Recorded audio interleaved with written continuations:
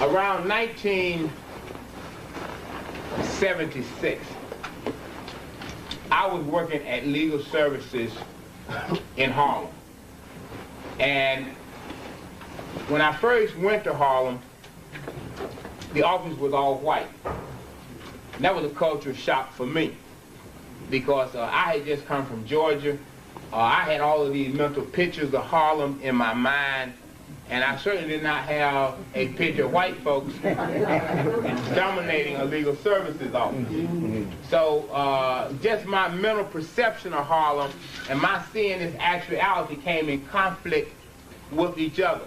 And so when I got there, I was hired. The director was black, but nobody else was black. As far as the staff, about 20 white lawyers there, and I just felt a little bit uncomfortable. I just felt as though that our movement should be led by black people. I could not understand why these white folks were there. Some people may say, well, you know, you are racist, and I plead guilty because I believe in the race. And that's what being a racist is all about. There's a difference between being ethnic and being racist. Most of us are ethnic. Most of us come together because of our common experiences. But those of us who are racist use race as a weapon, which is a big difference. Because when you're out here in the wilderness in North America or anywhere else, you're in an environment where you must use some weapon to at least defend yourself. And so race has to be more than just some ethnic identity talking about our common oppression, but it must be some weapon that we must use to obtain our liberation. That's right. And so in that sense, I went to work. I told some of the secretaries who was there that in a short period of time, this office would be all black. Everybody looked at me like I was nuts. And I remember some of the secretaries saying, well, you know, Mr. Maddox, we know you just got here from Georgia. You just got off the boat. So we can understand that you're not too swift. And, you know, we sort of ignore some of this wild talk that you engaged in.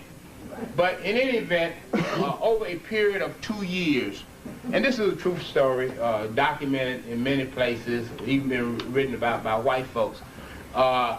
In 2 years, an office of 20 whites had been reduced to only 1 white. In 2 years. And I was busy day and night. During the day I was in court, but at the night I was checking their files out, and just like white folks do us. So I was checking their files out and putting out all of the malpractice cases, which was not hard to do in the black community because we are always the victims of legal and medical malpractice. That's right. Every other form of malpractice. So it wasn't hard for me to pull out all these malpractice cases, and I documented all of it. And after documenting it, I presented it to the authorities, and at that particular time, the Black or the Negro Bar Association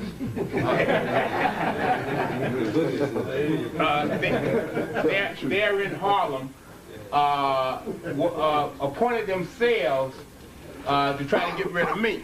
So they said I was causing problems. Now, you know, and this is rather strange because one of the problems we have is what is the purpose of professional organization?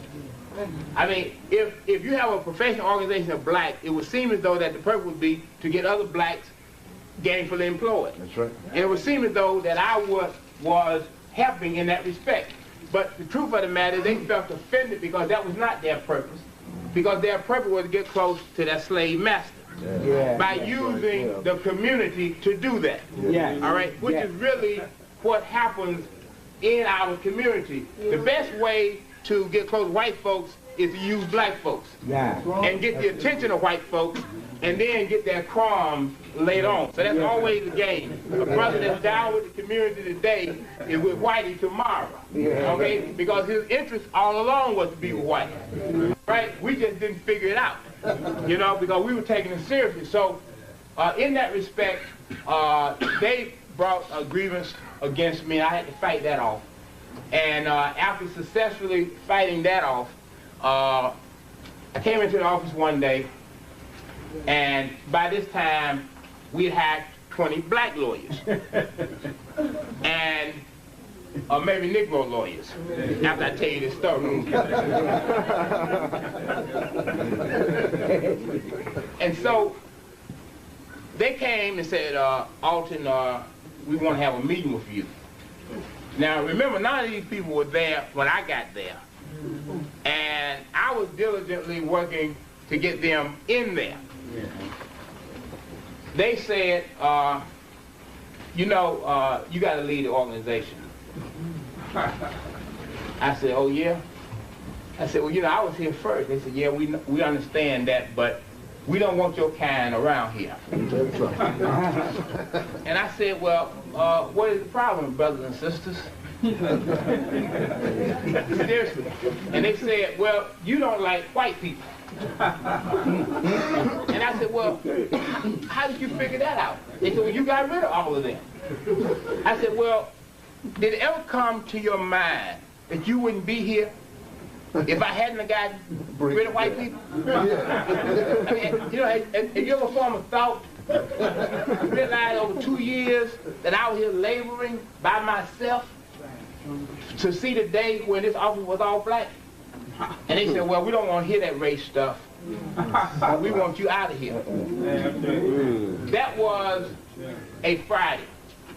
I got a certified letter Saturday morning telling me that my services at Harlem Legal Services were no longer needed, and that if I came anywhere near the premises, I was going to be arrested.